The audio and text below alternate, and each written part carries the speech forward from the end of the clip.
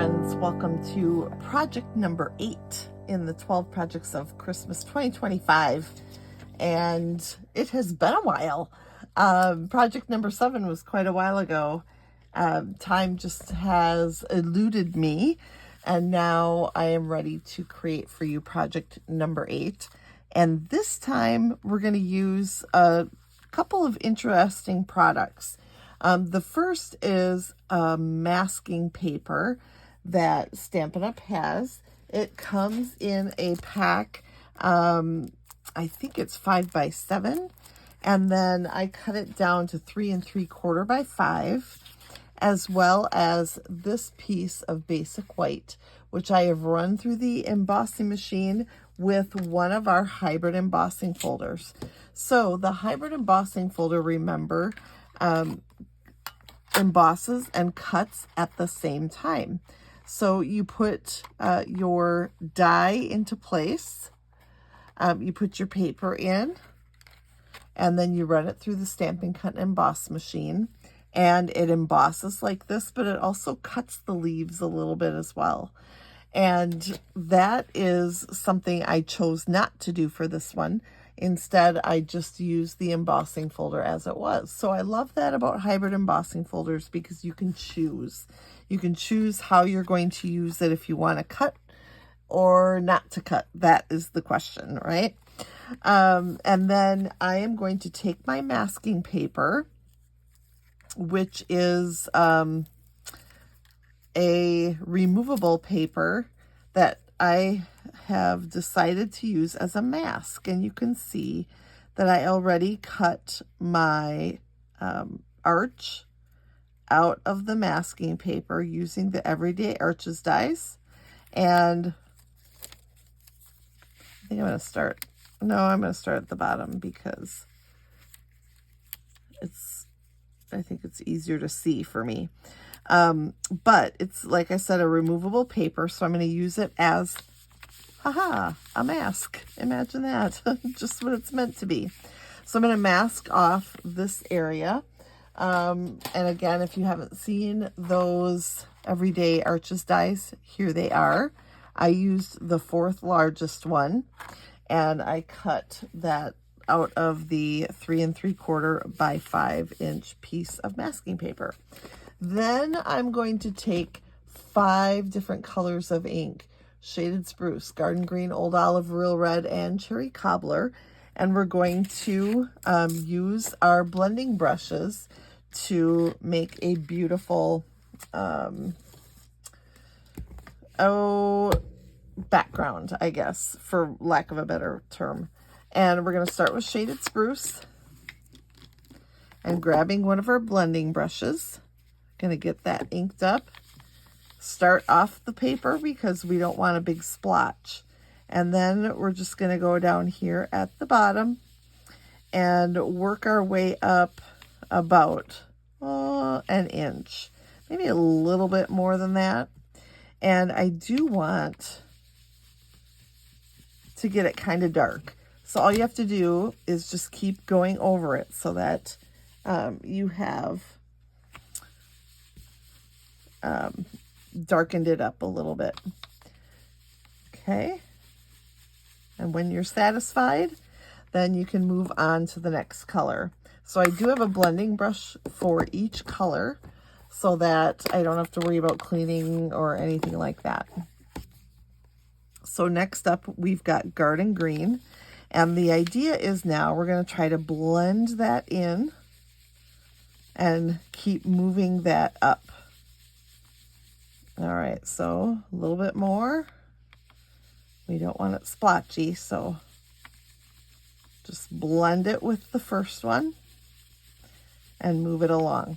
Now, it's important for me, at least, to have my masking paper all the way up to the edge of the cardstock, because I would go over and get ink where I didn't want it. So I made the cardstock and the masking paper the same size so that it served my purposes. All right, then we're going to go to Old Olive next. I'm going to keep them in order just in case I want to come back and add some more color of one or another of them. Okay, and you can see now we're moving our way up, and then we're going to switch to reds, which should be very interesting. And you can see that embossing kind of pop out as we move up. Okay, real red is next. I'm using our small blending brushes for this. We've got small and large, and it's a relatively concentrated area, so I chose the red, or the red ones, the small ones. Yes, I have red. Okay, and then finally we're gonna go with some cherry cobbler, and we're gonna get that nice and inked up, and we're gonna get that nice and dark at the top. So blend that with the real red and get some more, do it some more. And there we go. Look at, ooh, that's so pretty. That's so pretty. I almost went down. That would not have been good to get red down here, but I wanted to blend this maybe a little bit better. Same with this one. Okay, and are we ready to reveal? I think so. The big reveal. Okay, so now the masking paper, remember, is removable. So you can see that we're able to just pull that right off.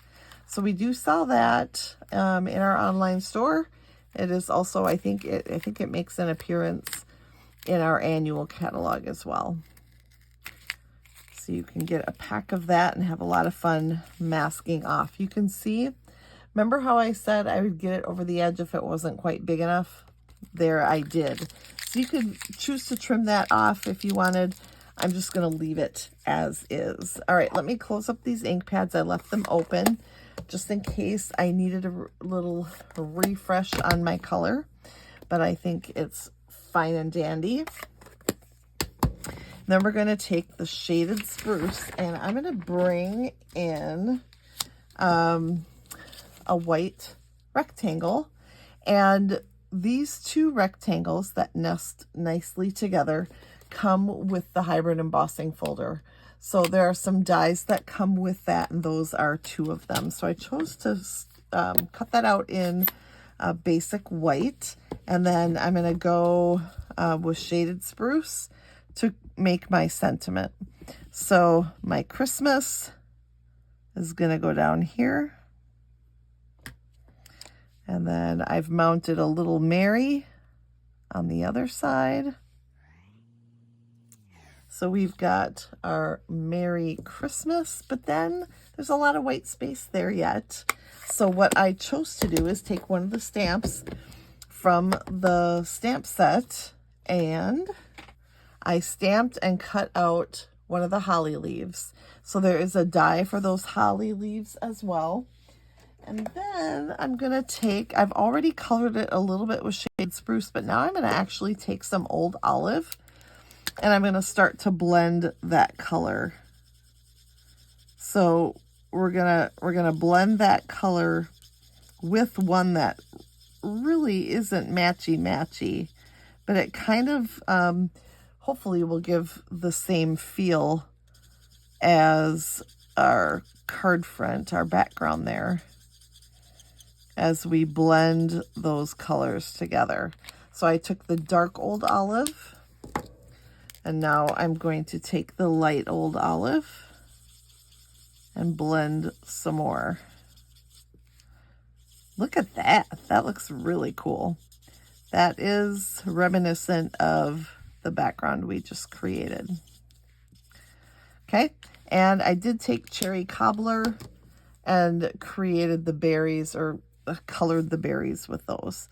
So now we're going to add just a little bit of liquid glue here to the back of our berries and add that like so. All right, then, ooh, you're gonna love this. We're going to add We're going to add this onto our shaded spruce, which is cut just an 1/8 inch bigger. You can see the measurements on the screen. This is cut 3 7/8 by 5 1/8. And we're just going to put that around like this. Now, I'm going to show you a ribbon trick that is going to blow your mind. Actually, it might not. I don't know. I shouldn't play it up so much. But we're going to take our 1/8 inch circle punch, which comes in a punch pack. And I'm going to put it all the way in on the right side here so that I have a little hole. Then I'm going to wrap my ribbon over that hole. And I don't, oh, I might have left enough. I'm like, oh, maybe I didn't leave enough. Okay, so when you bring these ends here, then we are going to put the end through. We'll move the front out of the way a little bit. Oh, I don't have any fingernails left. Okay. So I've got that one. And I'm going to go back with this one and put it up that same hole, which just move the other ones out of the way and put it on the other side of the ribbon that we wrapped around the front. Okay. You watching? Because this is really cool. This is so cool. Then we're going to just tie this. And then you've got your, I'm going to tie it twice. Oh, actually, you probably don't need to. Then you've got your knot. So you barely have to try because all you got to do is get through the holes, and it makes your knot tying super simple. See that? Pretty clever. Okay, then I'm going to shorten these up with my snips. All right, you'll have to tell people what you learned from me today. And then we're going to add this right up here. And I'm going to put the left edge over on the left edge of the basic white. So let me grab my Stampin' Dimensionals. These are perfect because they will straddle the ribbon that is on there. And we'll take some of the other side. And then we'll tuck this under and layer it like so. Okay, so we've got our cute little Merry Christmas there. And then we're going to add that to our card base, which is thick basic white, measuring 5.5 by 8.5. Look at how neat that bow looks, or the ribbon looks on the back even. Very cool. And a lot of white, which I really like. I'm a big fan of a lot of white. And there we've got a super cool card. If you want to add a little glitz and glimmer, you can take your, you can take your Wink of Stella and brush it over the images. And that gives those holly leaves and berries a little pop.